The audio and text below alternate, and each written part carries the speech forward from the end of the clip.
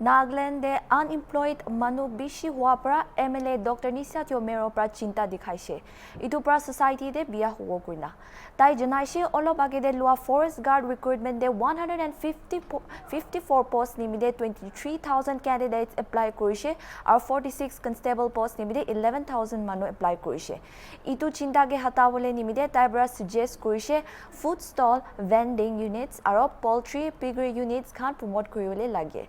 Tai church khan ke bhi employment khan dibi koigina government ge CSO aro NGO khan ge miligina skill development aro dignity of labor upor kam kori dibi kushe.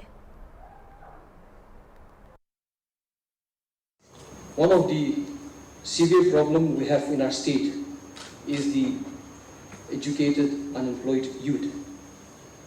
We debate or discuss so much about the affairs of the state.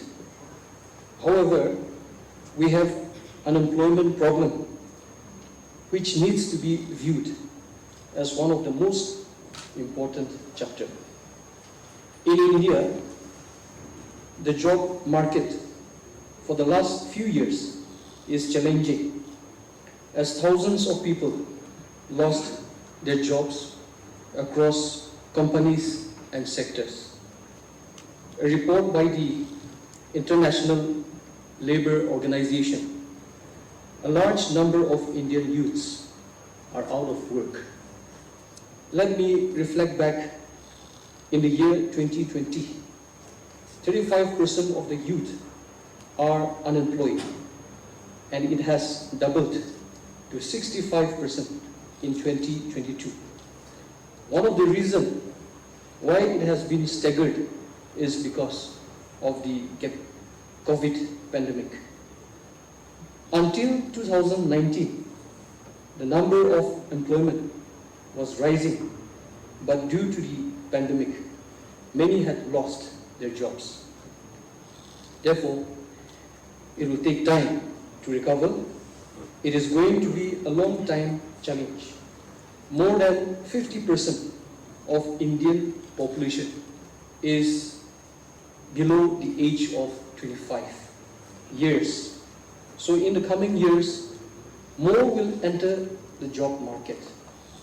In the next decade, we will have 7 to 8 million job seekers.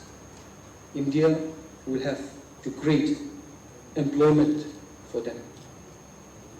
In the state context, more than 72,000 are registered as educated unemployed youth between the age group of 15 to 29 years, which is 27.4% during 23 to 24, which puts the state youth unemployment rate on the higher side. Whereas our state has the highest unemployment rate according to the Center for Monitoring Indian Economy data during 2024. Nagaland unemployment hovered above 20%, making it the highest in India. Looking at this, we have to think about seriously in managing the employment sector by adopting effective measures and policies. One of the instances that I would like to point out, stated by our former speakers in the recent interview for 154 vacancies of forest guards. The aspirants candidates were more than 23,000 in the forest department, and 46 vacancies for the post of constables. There were more than 11,000 aspirant candidates in the excise department, out of which around 200 will be qualified for the job, whereas the rest will be left jobless, or some through competitive exam will be employed. And this group of youth will give an impact of a healthy or an undesired society. When we talk about healthy society, we need to generate more avenues to lower the rate of unemployment. If this crisis is not checked and balanced, we will see more criminals, alcoholics, drug addicts, and corruption in our state. I would like to express my views with some points.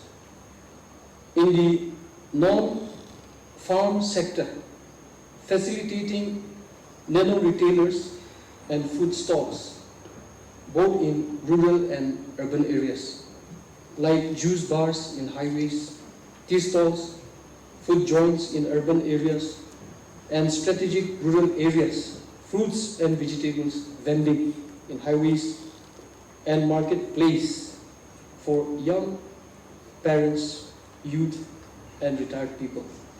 Under this sector, we may target to take 3,000 units that will generate 3,000 jobs, immediately giving approximately rupees 2 lakh to 10 lakhs income in a year. Under livestock, poultry units where 200 layer birds are considered as a unit can generate an annual income of approx rupees 2.5 to 3 lakhs in a year for self-employment.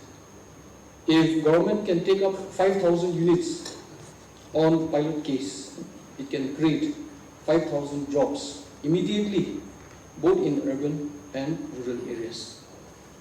Piggery units of 50 pigs per unit in a year can give approx rupees 4 to 6 lakhs income to the self-employed. The government can take up 2,000 units on a pilot basis and create immediately jobs both in rural and urban areas for 2,000 people.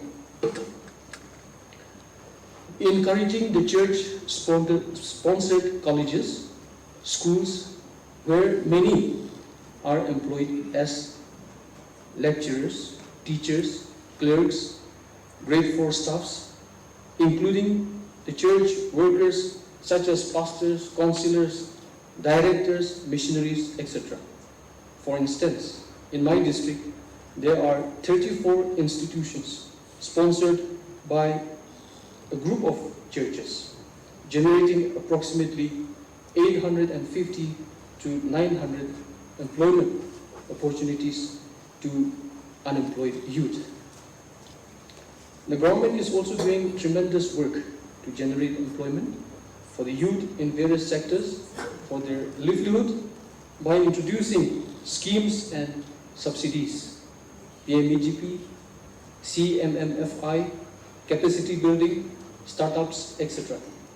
Through this, many unemployed youth are given platforms. The government, together with CSOs, NGOs, can emphasize on dignity of labor and skill development, whereby larger group of youth can be reached and be equipped with skills such as masonry, carpentry, craftsman, tailoring, etc. to generate employment and livelihood. In conclusion, the state government, under the visionary leadership of our Honorable Chief Minister, at this pace, the innovative programs is bringing about concrete changes in the employment sector for the betterment of our youth, whereby paving ways for a brighter future and society.